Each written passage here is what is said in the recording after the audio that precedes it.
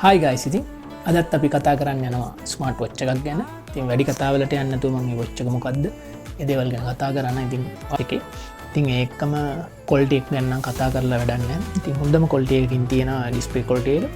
ඉතින් අපි වැඩි කතාවලට යන්න නැතුව මේක අන්බොක්ස් කරලා බලමු. ඒකම ඔයාලට මම කලින් ගෙනලා තියෙනවා Halo ලගේ RS Max වොච් එක. ඒ වොච් එකක් තියෙනවා. ඉතින් මම ඒ ලින්ක්ස් ටික උඩින් දාන්නම්. ඔයාලට බලන්න පුළුවන් ආපහු. ඉතින් ඒකම වැඩි කතාවකට යන්න නැතුව මම මෙයාට අන්බොක්ස් කරන්නම්. මොකද්ද මේකේ කියන නිසා මේක ඕකේ RS4 Plus එකේ සහ මේකේ වෙනස තියෙන්නේ. ඉතින් ඩිස්ප්ලේ ක්වොලිටි එක සහ ස්පීඩ් රේන්ජ් එක වෙනස්, ස්පීඩ් එක වෙනස්. ඉතින් හැබැයි ඩිස්ප්ලේ හර්ට්ස් රේන්ජ් එක 160ම තමයි.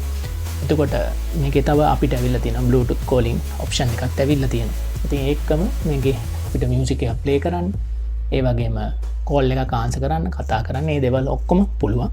ඉතින් අපි මේක ටක් ගාලා අන්බොක්ස් කරලා බලමු. RS5 එක ගැන. ඉතින් අපි ආයිත් අලුත් ගැජට් එකක් ගැන අලුත් රිවිව් එකක් කරන්න, අලුත් ඉක්විප්මන්ට් එකක් ගැන, ටෙක් ගැජට් එකක්. ඒකම මගේ වීඩියෝස් බලන්න ඔයාලා සහ මගේ YouTube channel එකත් එක්ක සම්බන්ධ වෙන්න, මගේ TikTok channel එකත් එක්ක සම්බන්ධ වෙන්න. ඒකම Facebook එකෙන් ආයිත් දවසක අලුත් වීඩියෝ එකකින්